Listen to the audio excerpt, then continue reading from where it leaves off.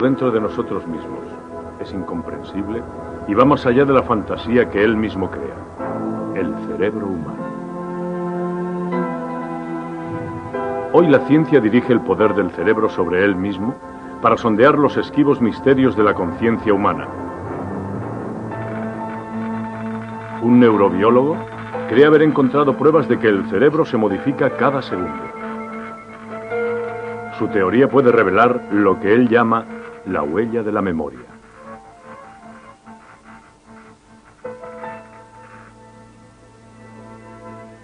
A través del oscuro horizonte de un pasado primitivo, comenzamos a vislumbrar los principios de la inteligencia humana. Exploramos los secretos que subyacen en la mente de los niños. Uno de los descubrimientos revela que en sus cerebros la actividad celular es 2 veces superior a la de los adultos. Gracias a su trabajo con gente fuera de lo normal, un neuropsicólogo cree que ha desenmascarado la parte del cerebro que nos convierte en humanos. Aparentemente, y gracias a simples test, se ha concluido que quizás no tenemos una sola inteligencia, sino varias entrelazadas de forma inusitada. Ahora estamos comenzando a desvelar cómo el cerebro organiza sus fuerzas celulares para crear el pensamiento humano y las ideas.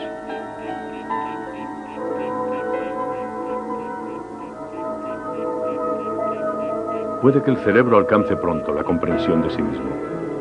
Únase a nosotros en un viaje hacia un maravilloso reducto dentro de nosotros mismos, un universo de infinitas posibilidades y misterios, y presencie junto con nosotros el despertar de la inteligencia.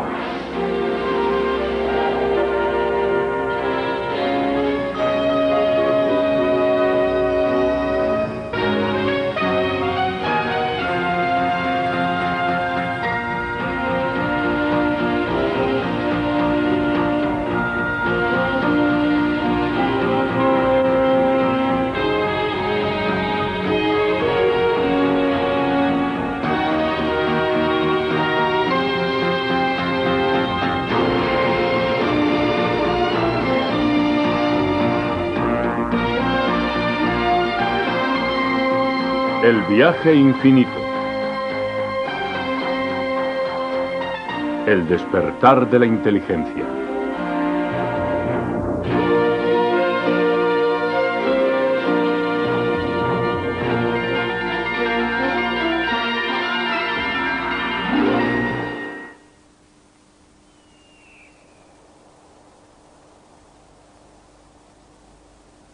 Las grandes sabanas del este de África, primitivas y aparentemente inmutables. Un lugar donde el viento sopla y los días transcurren de la misma forma que lo hicieron hace millones de años. Es una tierra rica y hermosa, y también misteriosa.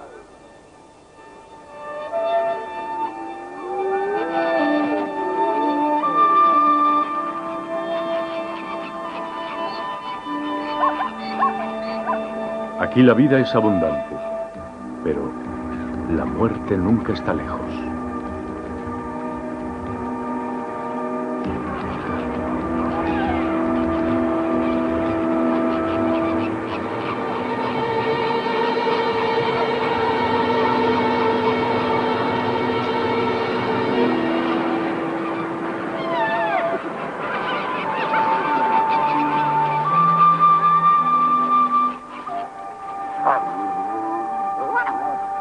En este lugar implacable, la naturaleza y el tiempo colaboraron para dar origen a una criatura diferente a todas las anteriores.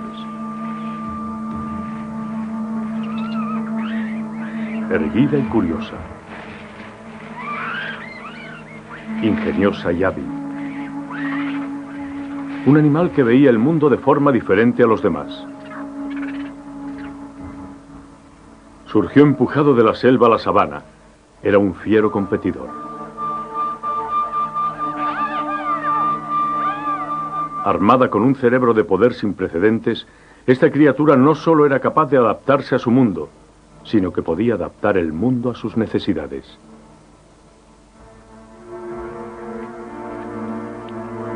Había surgido un nuevo ser, el ser humano.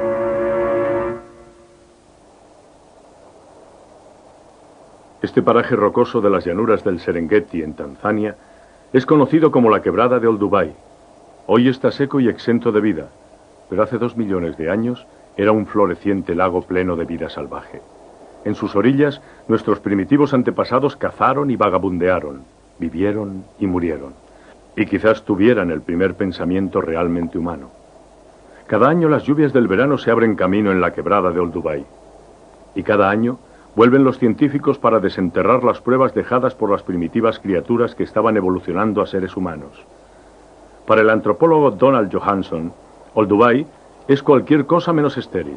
Para él, este lugar está sembrado de secretos del pasado.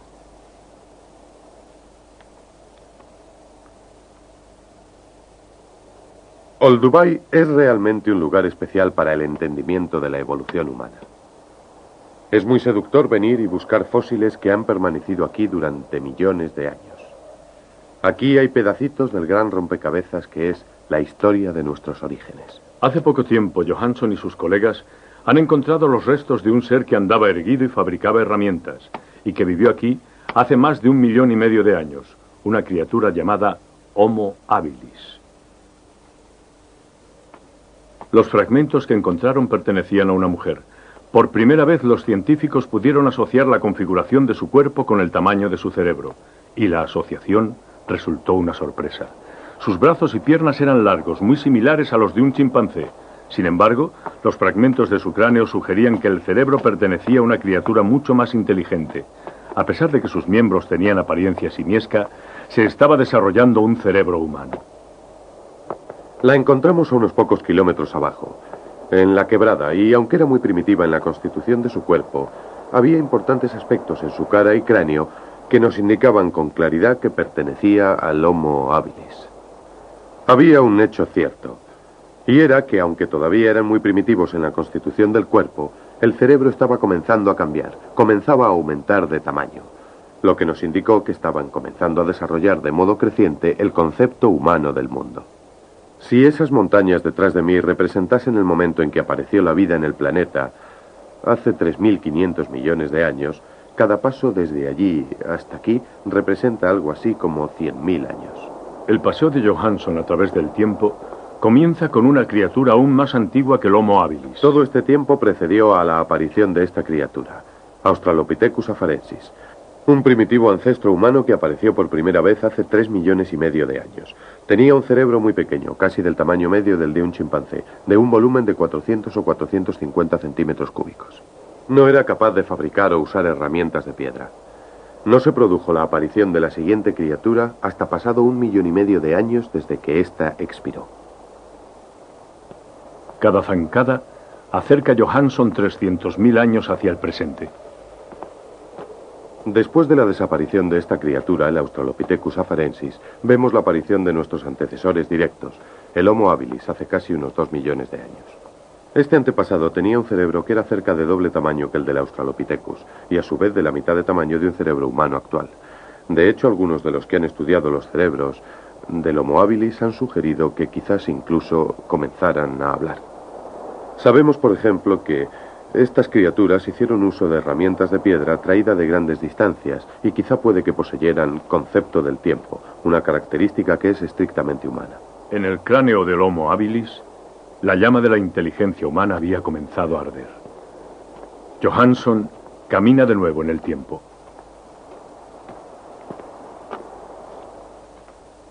Hace unos 35.000 años, después de la desaparición del Homo habilis, encontramos los primeros rastros de Homo sapiens. No era solo una criatura de aspecto diferente, sino una criatura totalmente diferente. Con el Homo sapiens, el mundo cambió de forma dramática. Y con esta especie, la raza humana dio sus primeros y vacilantes pasos. No solo era consciente del mundo que le rodeaba, sino también de sí mismo. Hoy día, con el mismo tipo de cerebro, nosotros fabricamos útiles que exploran el espacio y manejamos los átomos. Pero lo más asombroso es que hemos logrado todo esto en solo 35.000 años.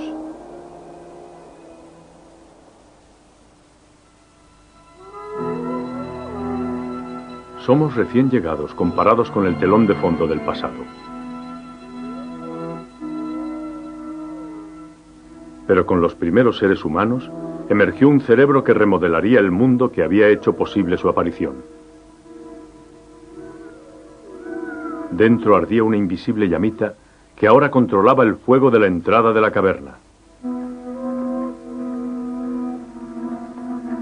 Se afanaría con la más humana de las preguntas. ¿Quién soy yo? ¿Qué hago aquí? Dentro de esta criatura moraba una inteligencia que podía dar forma a espectrales pensamientos de manera tan ingeniosa como la utilizada para la consecución del fuego necesario para su supervivencia. Y pudo hacer todo esto gracias a su cerebro.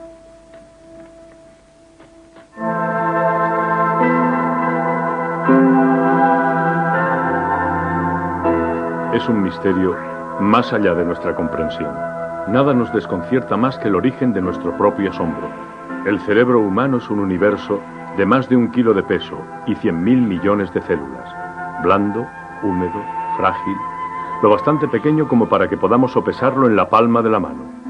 Aquí reside la arquitectura de nuestra experiencia, el panorama de los pensamientos humanos.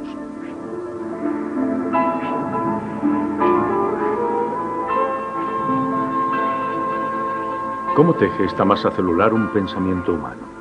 ¿Cómo hace para captar las experiencias, para almacenar el tiempo en la memoria, para forjar ideas? Aunque no es capaz de generar la suficiente energía como para encender una simple bombilla, el cerebro humano es la fuerza más poderosa de la Tierra. Es el creador de todos los pensamientos e inventos, de cada arma y de cada remordimiento, de las sinfonías, de los cuadros y de los poemas. Parafraseando a Shakespeare, diremos que es la auténtica materia de la que están hechos los sueños. Sus conglomerados celulares guardan la reseña de lo que somos y de la experiencia que llamamos vida. Y dentro de él fluyen las fuerzas que han forjado todos los logros de nuestra especie en el planeta.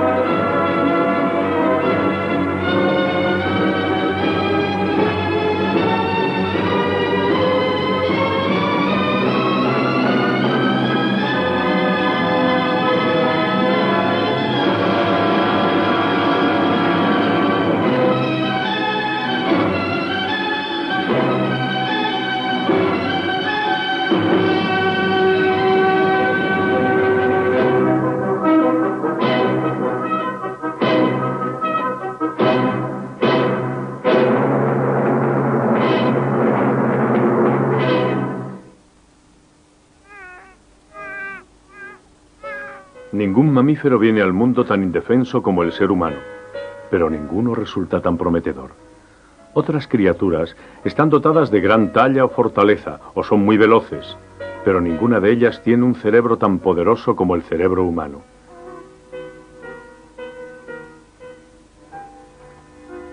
Sin embargo, este poder tiene un precio, una larga niñez. Nacemos mucho menos maduros que el resto de los mamíferos.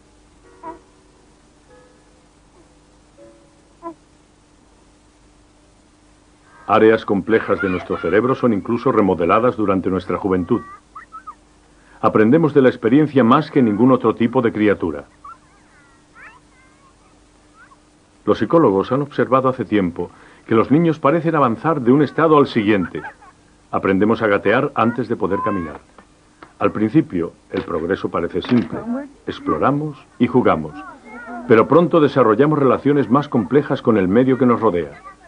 No nacemos con esas habilidades. Es un conocimiento nuevo. Nosotros aprendemos. Pero ¿cómo aprendemos? En la Universidad de California, en San Diego, la psicóloga Joan Stile Davis está tratando de encontrar la respuesta. Junto con la estudiante posgraduada Wendy Tada, observa con profundo interés cómo juegan los niños. Para todos nosotros, tanto adultos como niños, el cerebro construye nuestra realidad. Lo que estoy interesada en estudiar en mi laboratorio es cómo se desarrolla esta construcción de la realidad en los niños muy pequeños. Lo que estoy estudiando de forma específica es el entendimiento espacial del mundo por parte de los niños. Observando los tipos de comportamiento que muestran estos, podemos darnos cuenta de la forma en que construyen su realidad según las edades. Uno de los sistemas que utilizan Stile Davis y Tada para verificar este proceso es presentar a niños de diferentes edades los mismos problemas espaciales. Se pide al niño que reproduzca una serie de dibujos. Al principio son dibujos simples, que luego se van haciendo más y más complejos. ¿Preparada? Muy bien. Wendy pide a la pequeña Lauren, de 3 años de edad, que copie un círculo. Y lo hace bastante bien, pero dibujar un cuadrado o un triángulo le resulta más penoso. Muy bien. A ver este otro.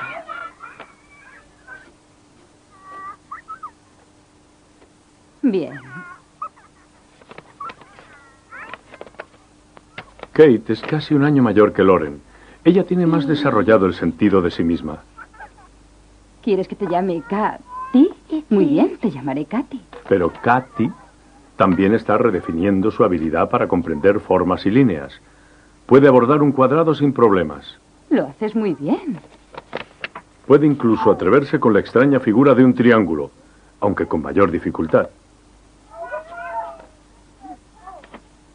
Como este. Buen trabajo. Pero algunos de los dibujos están más allá de la capacidad de un niño de 4 años. Dibuja esto en la hoja de papel. Bryce ve este cuadrado cortado por 2 líneas cruzadas de forma muy diferente a como lo hace un adulto. Para él no es una caja dividida, sino 5 formas separadas, 4 círculos pequeños dentro de uno más grande. ¿Preparado? Es divertido.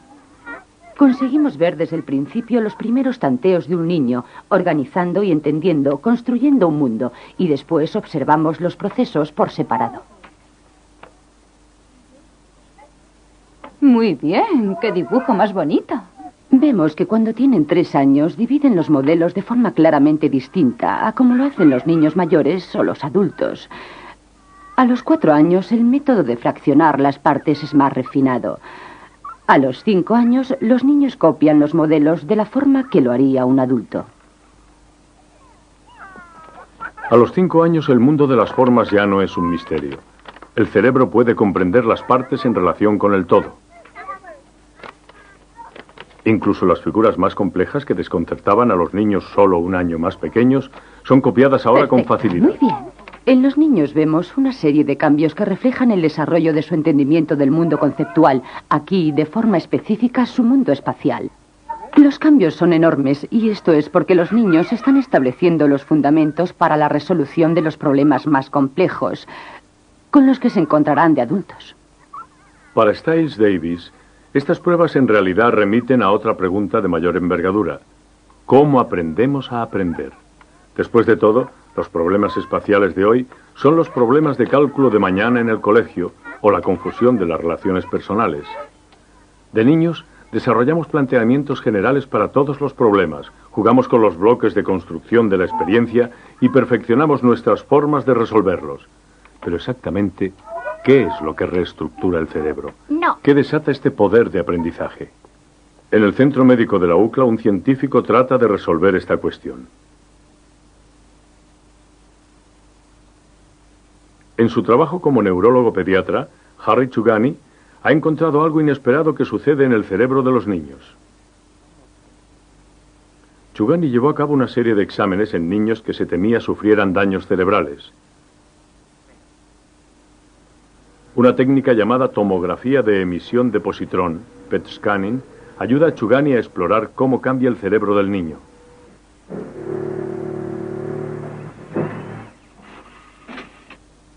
Mostrando la cantidad de glucosa consumida, el escáner ve al cerebro viviente en 3 dimensiones.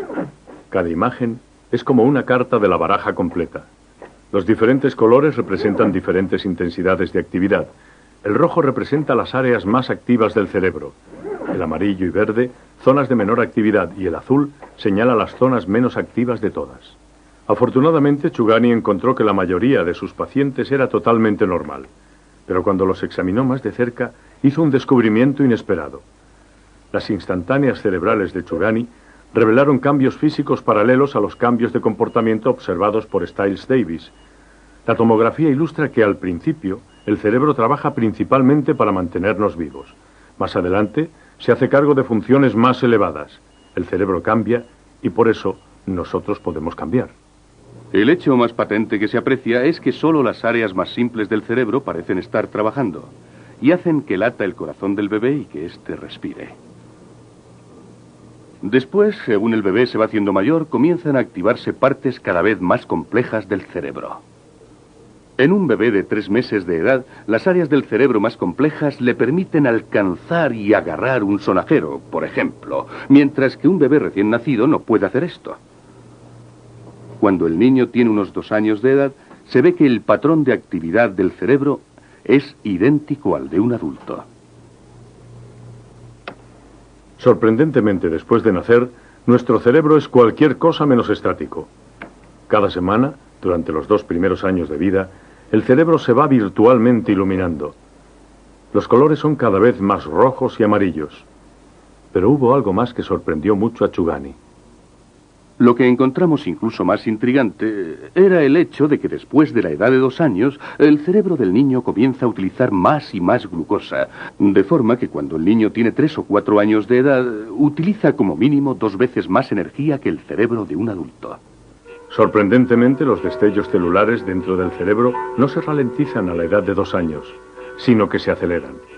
Mientras los niños exploran con avidez el mundo que les rodea, sus cerebros queman el doble de energía que los de sus padres. Chugani había descubierto que el motor cerebral trabajaba a gran velocidad, pero todavía no estaba claro el porqué. Mientras el cerebro organiza lo que pensamos y lo que sentimos, está constantemente en activación. Dentro están los caminos que siguen los pensamientos, los axones y las dendritas. Los axones llevan los mensajes de una célula a las dendritas que retransmiten los impulsos a otras células. La unión entre los axones y las dendritas se denomina sinapsis. A cada momento se realizan millones de estas sinapsis como consecuencia de los incontables impulsos que forman nuestra experiencia personal, uniendo una célula a otra y permitiendo que la información viaje en un instante de una parte a otra del cerebro. Esto podría suponer un embotellamiento alucinante. Sin embargo, no lo es. En el tráfico es útil tener más de un camino para alcanzar un determinado destino. Los caminos limitados crean embotellamientos, una falta de flexibilidad que causa problemas. En cada ciudad se trazan rutas alternativas para que la gente vaya de un lugar a otro. La elevada actividad que se observa en los escáneres de los niños puede significar que el cerebro hace lo mismo. Al desarrollar nuevos sistemas para resolver problemas, los niños pueden estar construyendo sus propios sistemas de autopistas cerebrales.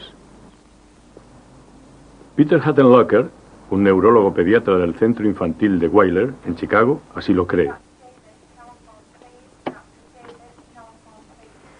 Como Chugani, Hattenlocker también trabaja con niños que sufren incapacidades cerebrales. Para obtener alguna luz sobre estos problemas, comenzó a investigar la anatomía estructural de los cerebros de niños normales. Hola, Melody. ¿Cómo estás? ¿No vas a decir hola al doctor? A través del poderoso ojo del microscopio electrónico descubre las diminutas conexiones sinápticas en las células del cerebro. Hace algunos años queríamos observar si el desarrollo de la sinapsis podría ser anormal en el córtex cerebral de los niños retrasados. Así pues, en el curso de este estudio, tuve que analizar el desarrollo sináptico en niños normales y al hacerlo me encontré con un descubrimiento sorprendente. Hattenlocker Ha reunido enormes cantidades de fotografías de microscopio. Cada una proporciona una vista de una fina capa de cerebro.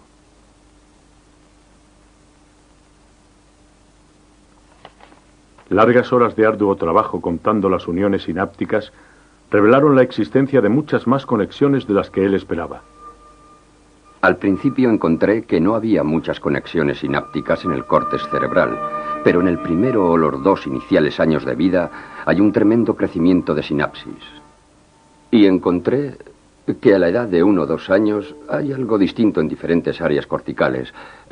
La cantidad de sinapsis alcanza un máximo, al cual sigue una disminución en su número. Así tenemos que un niño de 1 o 2 años puede tener el doble de sinapsis que un adulto. Durante la niñez tardía se comienza a observar un retroceso en el número de conexiones y así gradualmente el número de sinapsis decrece hasta alcanzar el número adulto en la adolescencia temprana.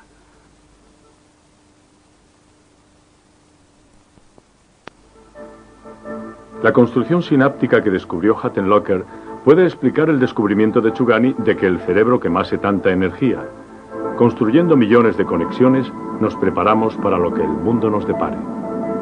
El descubrimiento de que el cerebro humano elimine misteriosamente muchas de estas sinapsis puede también explicar la versatilidad de nuestra inteligencia. Igual que un escultor comienza con demasiada arcilla y elimina lo que sobra, la naturaleza puede deshacerse de lo superfluo, dejando solo las conexiones cerebrales que conformarán nuestra inteligencia. Este rasgo ha transformado la raza humana desde una pequeña banda de cazadores a una especie de 5.000 millones de individuos que viven por todo el planeta. Somos los animales más flexibles, dotados de inteligencia y de inventiva, capaces de actuar en las situaciones más inesperadas. El modelado de la sinapsis, entonces, puede ser uno de los caminos de la naturaleza para hacer la inteligencia humana suficientemente eficiente como para enfrentarse a una amplia variedad de situaciones. Y así sobrevivimos, e incluso florecimos por todas partes como creadores de una asombrosa variedad de culturas. La vida siempre tiene peligros donde quiera que esté, y nuestra supervivencia requiere de una inteligencia lo suficientemente versátil como para hacerlos frente. Así pues, a través de los caminos de nuestro cerebro, en medio de un intercambio de información aparentemente caótico, las sinapsis que se han formado y planeado en la infancia cumplen su labor. Ellas organizan el torbellino de sensaciones al que nos enfrentamos y así cada uno de nosotros nos adaptamos incluso en las situaciones más difíciles.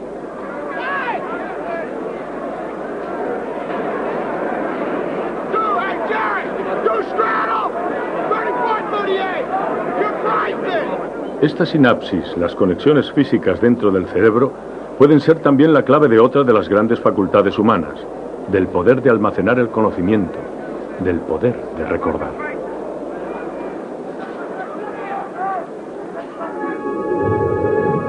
La memoria es uno de los atributos que nos convierten en humanos. Nos proporciona a todos nosotros un pasado, un registro de lo que somos. Nos permite utilizar nuestras experiencias y compartir nuestros conocimientos. Sin la memoria, la vida sería un torbellino de encuentros sin sentido que no tendrían relación con el pasado ni aplicación para el futuro. ¿De qué está hecha la memoria? ¿Cómo consigue el cerebro atrapar una experiencia momentánea y congelarla para siempre? En la Universidad de California, en Irvine, el científico Gary Lynch está trabajando muy duro para resolver este problema.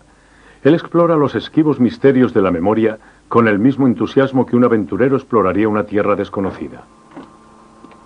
Hola. ¿Haremos hoy una disección? Lynch trabaja con ratas de laboratorio para comprender cómo los circuitos vivos del cerebro nos proporcionan el poder de recordar. El sueño de la neurología durante casi un siglo, y digo el sueño, era visualizar los trazos de la memoria. Lynch está tratando de entender qué sucede cuando una rata memoriza algo. El cerebro de la rata es estimulado de forma que recuerde determinados olores. Estos experimentos permiten a Lynch desarrollar una atrevida y nueva teoría. Se tienen miles de millones de células cerebrales, pero incluso este elevado número no puede dar cuenta de toda la información que recordamos a diario. Un cerebro humano puede captar más información en un día o dos que el mayor ordenador del planeta en muchos años. Esto nos indica que existe una inmensa capacidad y para obtener este tipo de capacidad se necesita algo que esté presente en gran cantidad, lo que nos lleva a la sinapsis. Los científicos que se ocuparon del cerebro, si nos remontamos hasta el siglo XIX, creían que era en la sinapsis donde se almacenaba la memoria, en especial el tipo de memoria que utilizamos en la vida diaria, la memoria de donde hemos dejado el coche esta mañana, la memoria del olor característico de una taza de café.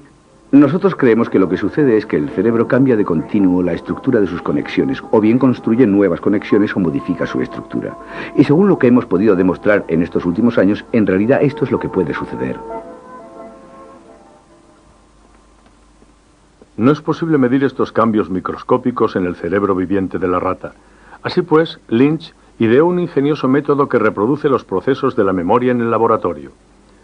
Una diminuta sección del hipocampo, un área asociada con la memoria, se coloca en un fluido que mantiene el tejido vivo. Cuidadosamente se coloca bajo un microscopio especial. El tejido está ahora preparado para ser estimulado eléctricamente para mimetizar las señales que crea la memoria. Lo que vemos aquí en la pantalla del osciloscopio es el voltaje que un conjunto de sinapsis proporciona a otro grupo de células. Así pues, lo que estamos viendo, literalmente, es la comunicación sináptica, la fuerza de los contactos entre las células del cerebro. Cuanto mayor es el voltaje de la pantalla, mayor es la fuerza de los contactos que causan este voltaje. Vamos a inducir un cierto modelo de actividad. Y lo que vamos a intentar mostrarles es que una vez que el modelo se ha introducido en el circuito, la fuerza de los contactos entre esas células se incrementa. Y lo más asombroso es que una vez que se produce el incremento, se queda ahí para siempre. La prueba estimula el tejido vivo del cerebro. Lynch registra las células cerebrales que están en actividad como reacción a los impulsos eléctricos. Si su teoría es correcta, las sinapsis serán de alguna forma diferentes de como eran antes de que fuera estimulado el tejido cerebral. La pequeña sección está aumentada 50.000 veces y fotografiada mediante un microscopio electrónico. Aparece un extraordinario paisaje. Es aquí donde Lynch ve lo que él llama la huella de la memoria.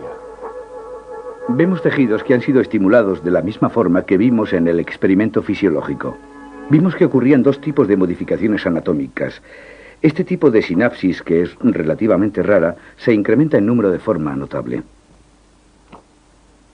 El segundo tipo de cambio quizás sea más difícil de describir, pero sin duda es en extremo interesante para nosotros. Se trata de aquellas sinapsis que eran por lo normal de un tipo de forma alargada e irregular. Con la estimulación se hacen más regulares.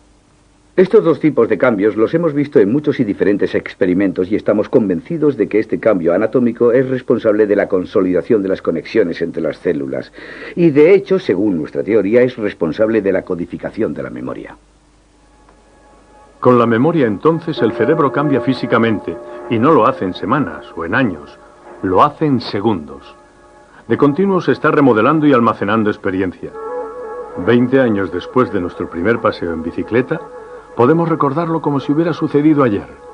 O bien, décadas después, el olor de la madreselva nos hará recordar aquel verano en casa de la abuela. Por primera vez estamos viendo a la memoria desde dentro.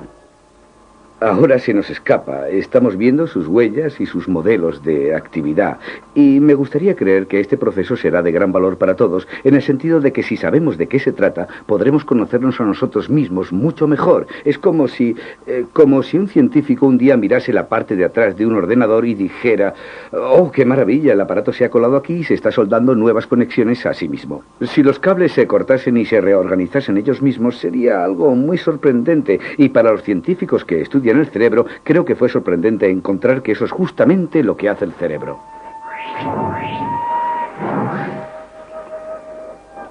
Aquí, en la remodelación de las esquivas terminaciones nerviosas, puede estar el poder del pasado, del registro físico de nuestra memoria, el mecanismo de todo el conocimiento humano.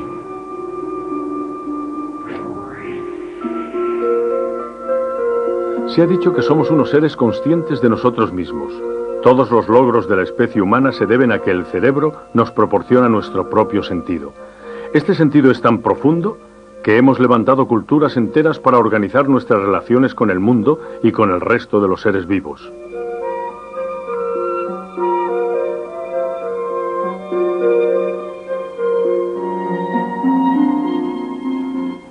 Pero ¿cuál es exactamente la parte del cerebro que nos hace diferentes?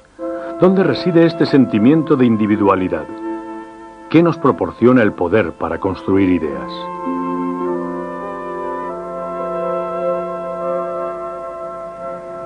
¿Por qué cada uno de nosotros sentimos que somos individuos separados del mundo circundante? Esta es una pregunta a la que el neurofisiólogo Michael Gazzaniga está tratando de responder.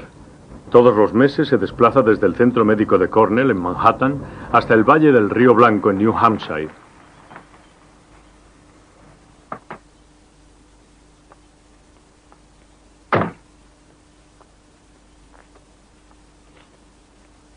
En este marco rural, ha levantado un taller de alta tecnología.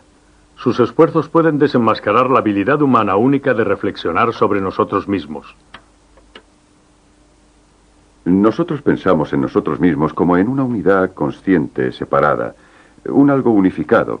Hay algo ahí que está separado del resto de nosotros y que lo observa todo. De alguna forma, millones de neuronas que no son conscientes en sí mismas actúan para producir este elevado grado de consciencia. La idea que surge de esto es que esta unidad de consciencia es realmente una ilusión. Gazzaniga trabaja con gente que él considera que es la más interesante del mundo. Uno de ellos es Joe, o el caso JW. A la edad de 19 años, Joe comenzó a sufrir graves ataques de epilepsia. Desde entonces se ha sometido a un control médico estricto para aliviar sus ataques.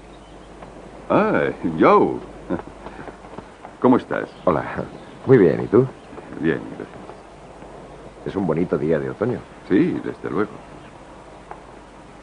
Para controlar su epilepsia, fueron cortados los 250 millones de fibras que unen los dos hemisferios del cerebro de Joe. La cirugía es el último recurso que se emplea en el tratamiento de pacientes con epilepsia incurable. Por razones que todavía no han podido aclarar los científicos, el cerebro de todos los mamíferos está dividido en dos hemisferios. Cada uno se encarga de controlar la visión y los movimientos del lado contrario del cuerpo. En los humanos, cada hemisferio parece que también ha desarrollado tareas muy especializadas. En la mayoría de nosotros, dos centros separados del habla, situados en la mitad izquierda del cerebro, nos permiten hablar y entender el lenguaje. Al mismo tiempo, la mitad derecha del cerebro parece en especial equipada para hacerse cargo de las cuestiones espaciales y visuales. Un conjunto de millones de fibras nerviosas une las dos mitades del cerebro y asegura que se puedan comunicar de forma instantánea.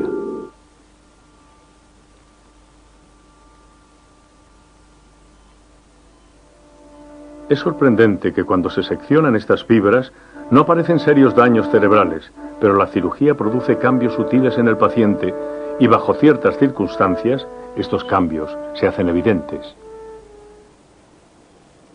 Muy bien, Joe. Te vamos a hacer algunos test de tipo táctil, ¿eh? Cierra los ojos y extiende las palmas de las manos. Estos test revelan claramente que las dos mitades del cerebro de Joe no se comunican. La parte derecha del cerebro controla su mano izquierda. Cuando se le coloca un rollo de cinta, no puede decirnos de qué se trata, no sé, porque esta parte del cerebro no puede hablar. ¿Quieres hacer un intento? ¿Un lápiz? Pero si se coloca en su mano derecha, la parte encargada del lenguaje en su cerebro lo identifica de inmediato. Un rollo de cinta. Muy bien. Algunos de los experimentos que hacemos con los pacientes que tienen el cerebro escindido nos permiten reducir los procesos de la consciencia a sus elementos, a sus compartimentos, y después observar el conjunto y ver cómo se forja esta ilusión de la unidad de consciencia que usted y yo tenemos. Una de las partes del cerebro, la izquierda, sabe por qué hace algo, pero en realidad no sabe por qué la parte derecha está haciéndolo. Y lo que vemos en estos tests es cómo la parte izquierda del cerebro construye una historia para ayudar a entender el comportamiento de la parte derecha. Une toda la información en un todo coherente, igual que usted o yo unimos las cosas para formar un todo donde algunas de las motivaciones sobre por qué hacemos las cosas en realidad no están claras. La idea es que usted y yo tenemos miles de módulos que son capaces de controlar el comportamiento. En nuestra vida consciente no tenemos acceso a esos módulos. Una vez que el comportamiento se manifiesta, nosotros construimos. Nuestra parte izquierda del cerebro interpreta y construye una teoría que ayuda a explicar el comportamiento que ha sido producido por alguno de estos módulos. Vamos a conectar algunas cosas y comprobar la visión, ¿de acuerdo? La separación de las dos mitades del cerebro queda ilustrada con otra prueba. Vamos a preparar el experimento y... Gazzaniga pide a Joe que mire directamente a un punto en el centro de la pantalla de un ordenador. Mira fijo al punto. Mirando al punto y transmitiendo rápidamente las imágenes, se asegura de que cada mitad del cerebro de Joe registre solo una imagen. La palabra soplo en el lado izquierdo de la pantalla viaja hacia la derecha, hacia la parte muda del cerebro. El dibujo del árbol en la parte derecha de la pantalla es comprendido por la parte izquierda del cerebro, la mitad que es capaz de hablar. Ambas imágenes permanecen separadas. Joe puede decir lo que registra la parte izquierda de su cerebro, pero no puede decir que ve la palabra soplo, ya que es registrada por la parte muda, por la parte derecha de su cerebro. Un árbol, bien. Unos test más complejos ilustran cómo el cerebro formula historias para explicar nuestras acciones. ¿Preparado? Directo al punto. Quiero que dibujes lo que ves, ¿de acuerdo? Quiero que me hagas un dibujo. Vamos allá. En uno de los ejemplos pusimos la palabra naranja dirigida hacia el hemisferio derecho y el dibujo de un pájaro hacia el izquierdo, y le pedimos que dibujara lo que veía. Bueno, la mano izquierda cogió un lápiz de colorear de color naranja y en lugar de quedarse ahí, continuó y dibujó una naranja. ¿Qué es esto? ¿Qué es lo que viste? Naranja. Eso es el color. ¿Qué viste en el dibujo? Un pájaro. Creo que lo vi, pero no puedo hacerlo. ¿No puedes dibujar también un pájaro?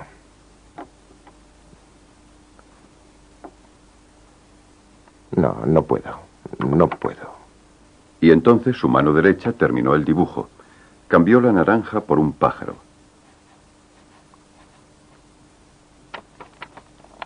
¿Qué viste? Un pájaro. ¿Un pájaro? No puedo dibujar pájaros. ¿No se te dan bien los pájaros? No sé dibujar animales. Y le dices, bueno, ¿por qué has hecho esto? Y titubea durante un minuto y dice... Una oropéndola de Baltimore. Elegí el color naranja. Así que tenemos actividades separadas que son representadas en los dibujos. El hemisferio derecho elige primero el lápiz del color adecuado y hace el dibujo de una naranja, que es más de lo que se le pide. Y después el izquierdo, la mano derecha movida por el hemisferio izquierdo modifica el dibujo al de un pájaro y después te da una explicación de por qué hace un pájaro coloreado de naranja. La parte izquierda del cerebro insiste en interpretar las acciones, no deja que las cosas ocurran así como así. Demanda una explicación para los cambios de humor, pide explicaciones de los estados y de los comportamientos. Es un elemento absolutamente crucial y no hay evidencias de que esto se realice en ningún tipo de cerebro excepto en el humano. Milagrosamente entonces todas nuestras creencias, incluso nuestro sentido de la individualidad, pueden resultar a partir de historias inventadas por la parte verbal de nuestro cerebro.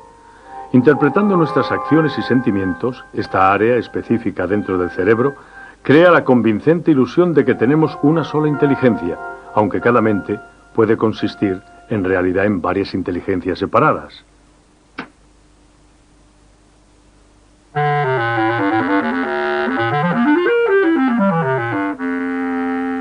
Este poder que tenemos de interpretar y remodelar los pensamientos de forma sorprendente también constituye uno de los más sublimes talentos humanos, la habilidad para la creación.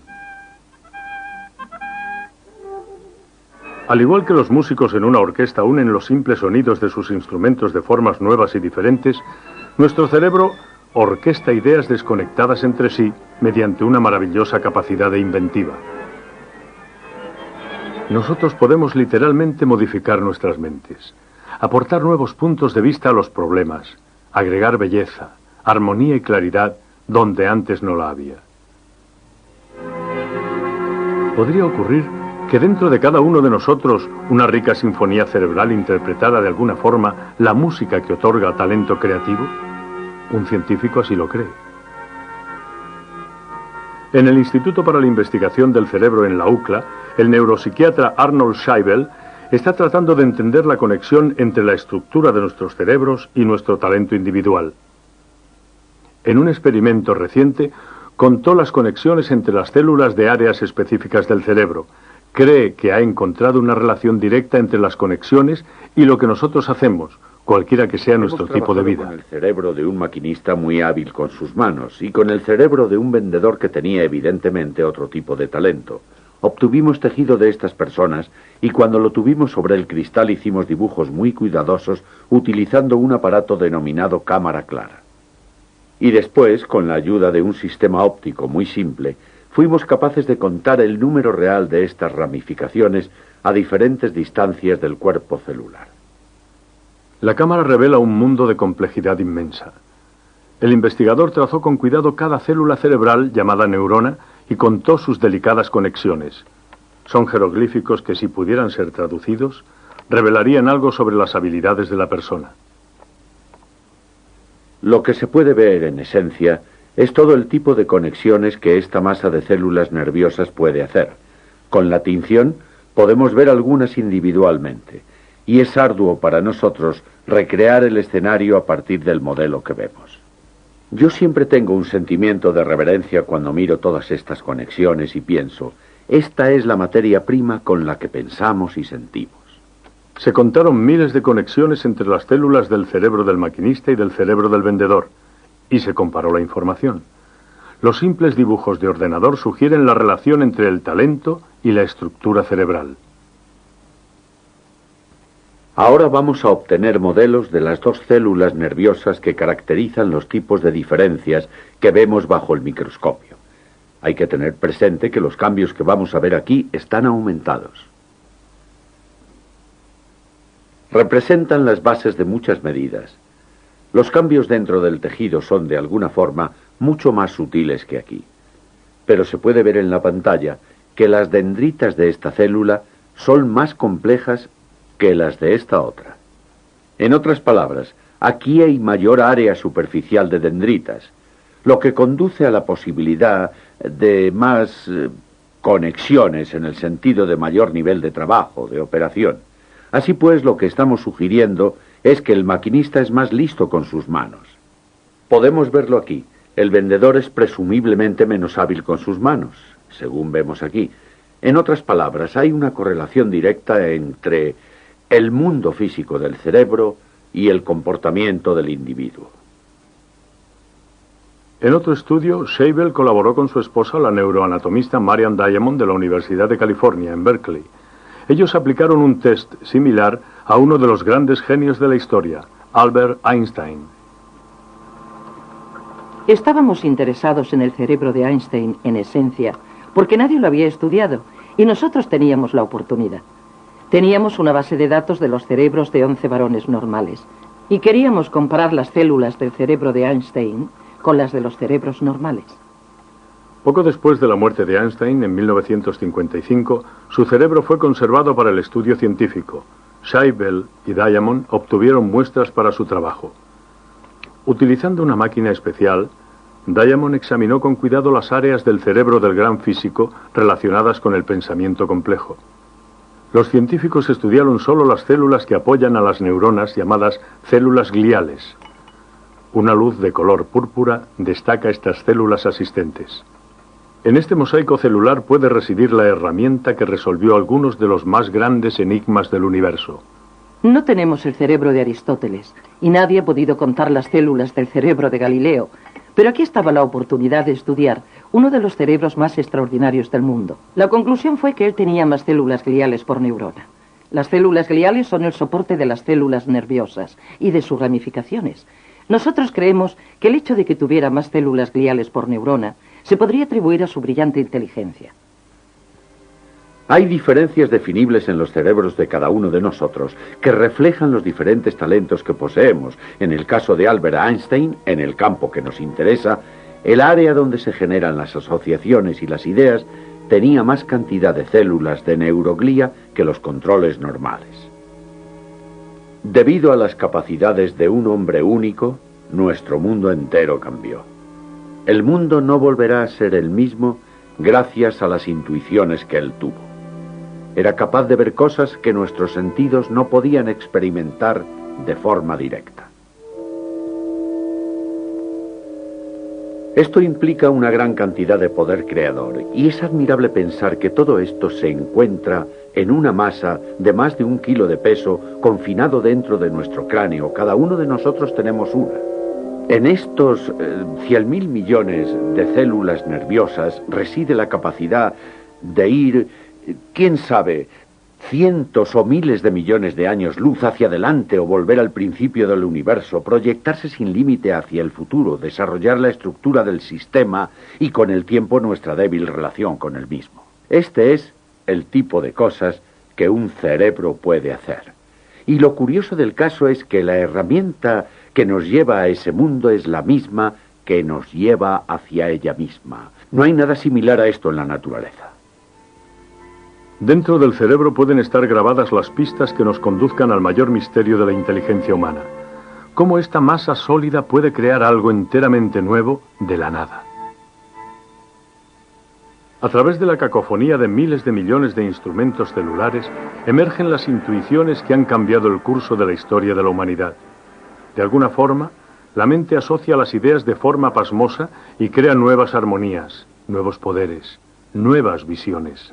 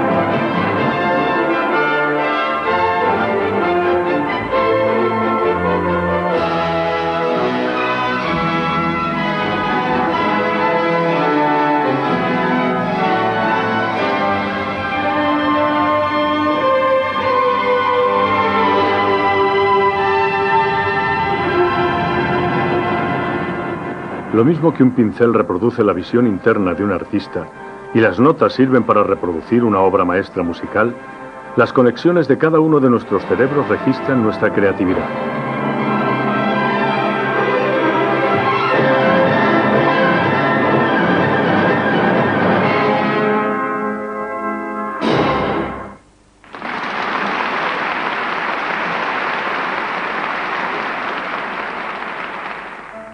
Cada uno de nosotros está dotado de un maravilloso don, el cerebro humano. En él residen todas las promesas y triunfos de nuestra especie. Sin embargo, cómo funciona y hacia dónde nos llevará sigue siendo nuestra mayor incógnita. En la investigación, la inteligencia es nuestra más poderosa aliada. Pero ¿cómo puede algo tan tangible como un cerebro crear algo tan etéreo como las ideas? ¿Cómo se las arregla la misteriosa organización de 100.000 millones de células para legarnos las sinfonías de Mahler, las instituciones de Leonardo da Vinci o el universo de Einstein? Estas preguntas desafían a la mente que las formula.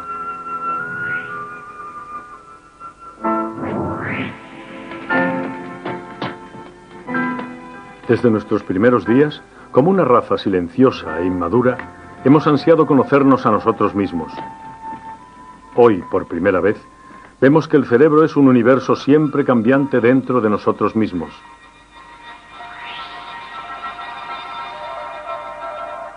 Estamos aprendiendo por qué cada uno de nosotros es diferente, vislumbrando la esencia de nuestra humanidad.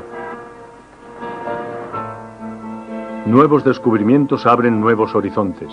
Los científicos trabajan con el laberinto molecular que puede desvelar los misterios de la memoria. Están descubriendo cómo el cerebro puede dotarnos de inteligencia.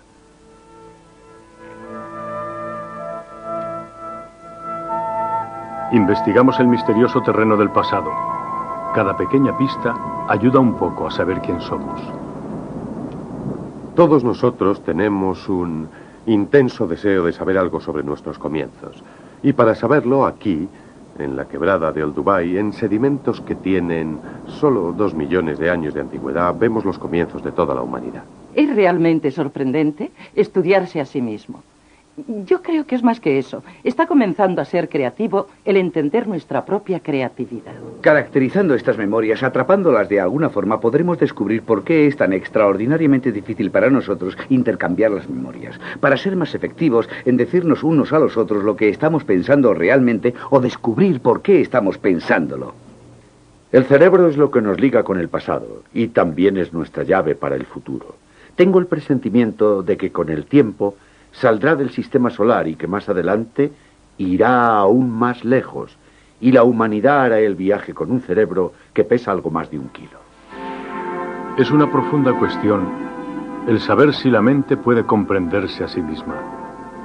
Pero nuestro viaje nos ha enseñado que por encima de todo, cada viaje es un viaje de la inteligencia.